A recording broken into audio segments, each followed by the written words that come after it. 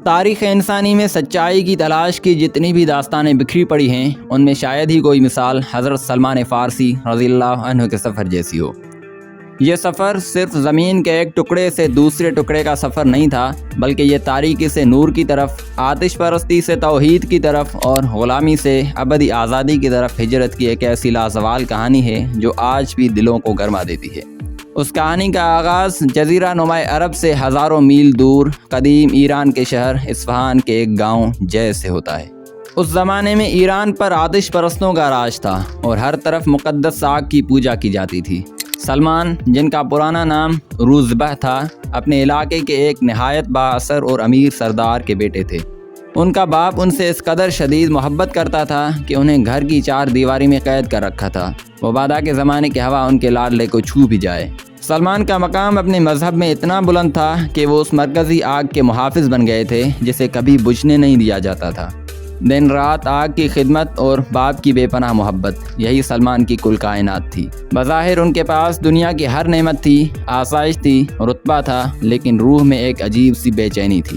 زندگی اسی ڈگر پر چل رہی تھی کہ ایک روز قدرت نے کروٹ لی۔ سلمان کے والد اپنے زمینوں پر جانے سے قاصر تھے، چنانچہ انہوں نے پہلی بار سلمان کو گھر سے نکلنے کی اجازت دی اور کہا کہ وہ کھیتوں کا معائنہ کر کے جلد لوٹ آئیں۔ یہ وہ لمحہ تھا جب پنجرے کا دروازہ کھلا اور پرندے نے پہلی بار آسمان دیکھا۔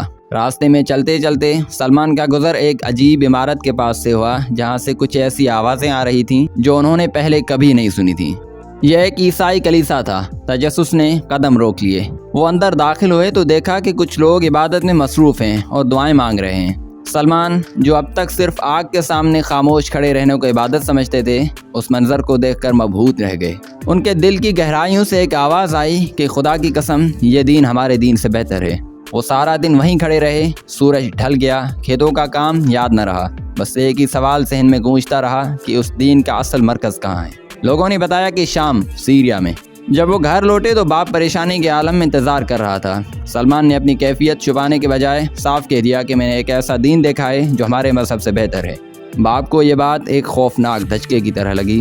اس نے دلیل دی کہ باپ دادا کا دین ہی بہتر ہے، لیکن سلمان کی دلیل تھی کہ ہرگز نہیں، وہ لوگ ایک خدا کی عبادت کرتے ہیں اور ہم آگ کی جسے ہم خود جلاتے ہیں۔ یہ بغاوت باپ سے برداشت نہ ہوئی۔ محبت خوف میں بدل گئی اور اس نے اپنے ہی بیٹے کے پاؤں میں بیڑیاں ڈال کر اسے گھر کے ایک کمرے میں قید کر دیا۔ لیکن جس دل میں سچائی کی چنگاری بھڑک اٹھے، اسے لوہے کی زنجیریں نہیں روک سکتیں۔ سلمان نے خفیہ طور پر عیسائیوں کو پیغام بھجوایا کہ جب شام جانے والا کوئی تجارتی قافلہ آئے تو انہیں مطلع کریں۔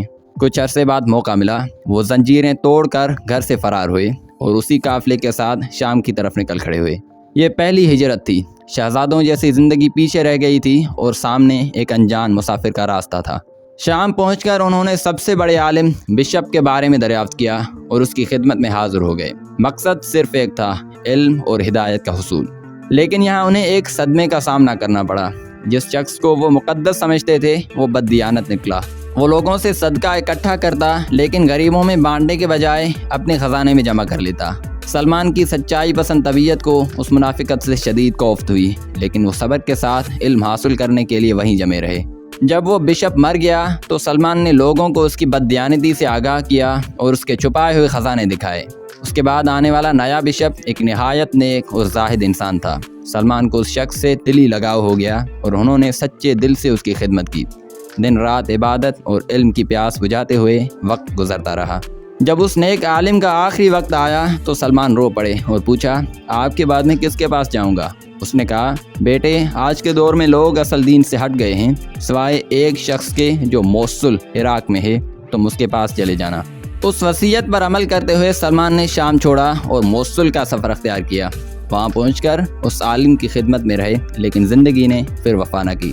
جب اس کا بھی وقت آخر آیا تو اس نے نصیبین، ترکی اور شام کی سرحد کے ایک عالم کا پتہ دیا۔ سلمان کا سفر جاری رہا۔ نصیبین کے عالم کے بعد انہوں نے اموریا، روم کا رخ کیا۔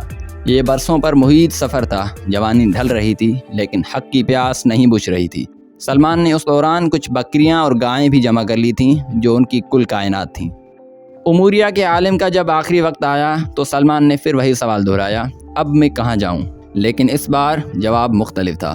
اس بزرگ نے کہا، اے بیٹے، اب روئے زمین پر کوئی ایسا عالم نظر نہیں آتا جو اسی سچے دین پر قائم ہو جس پر ہم تھے، لیکن اب ایک نبی کے آنے کا وقت قریب آ چکا ہے۔ وہ دین ابراہیمی لے کر آئے گا اور عرب کی سرزمین سے ظاہر ہوگا۔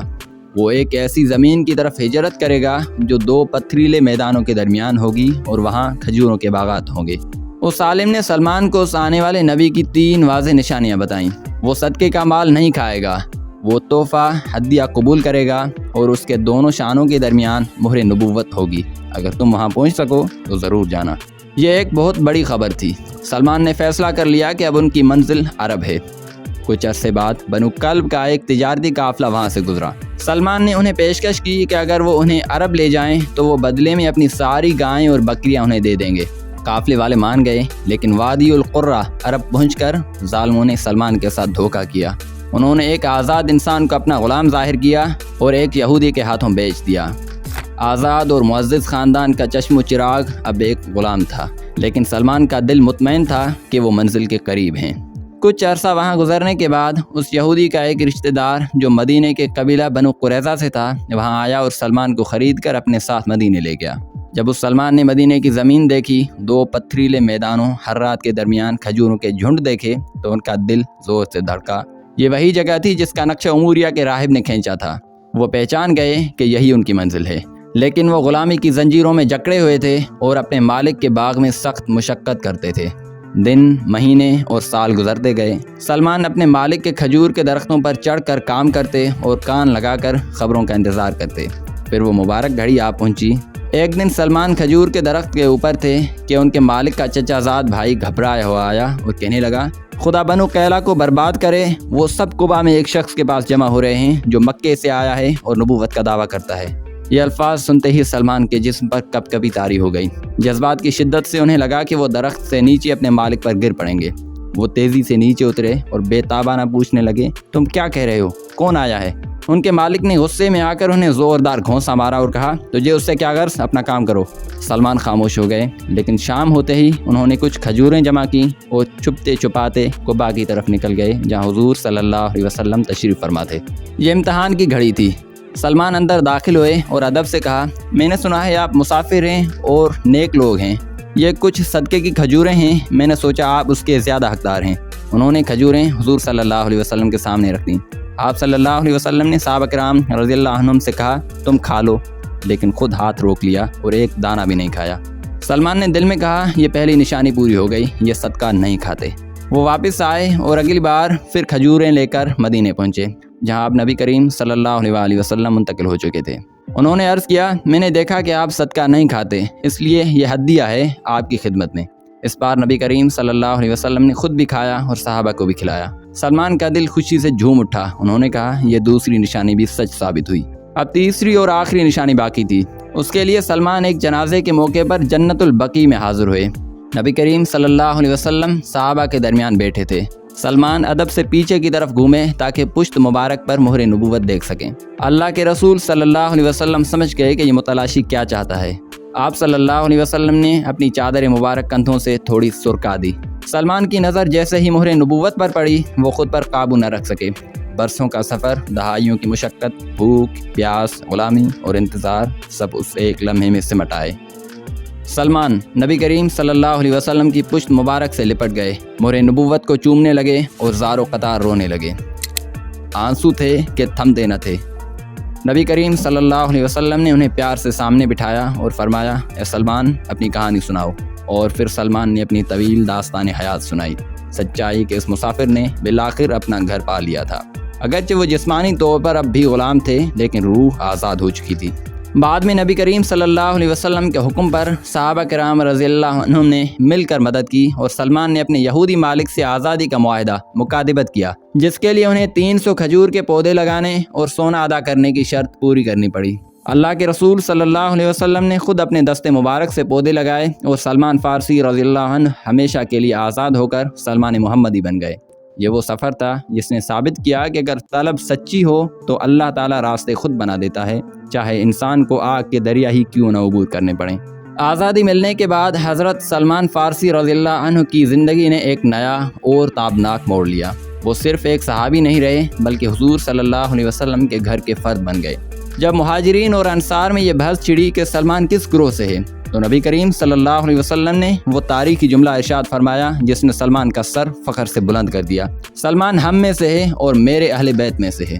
اسلام کے لیے ان کی ذہانت کا سب سے بڑا شاہکار غزوہ خندق کے موقع پر سامنے آیا، جب کفار کا لشکر جرار مدینے کو مٹانے آیا تو عرب اس جنگی چال سے ناواقف تھے۔ یہ حضرت سلمان ہی تھے جنہوں نے مشورہ دیا کہ شہر کے گرد خندق کھودی جائے۔ اس حکمت عملی نے مدینے کو بچا لیا اور اسلام کی تاریخ بدل دی۔ ان کی زندگی کا آخری حصہ بھی اتنا ہی حیران کن تھا۔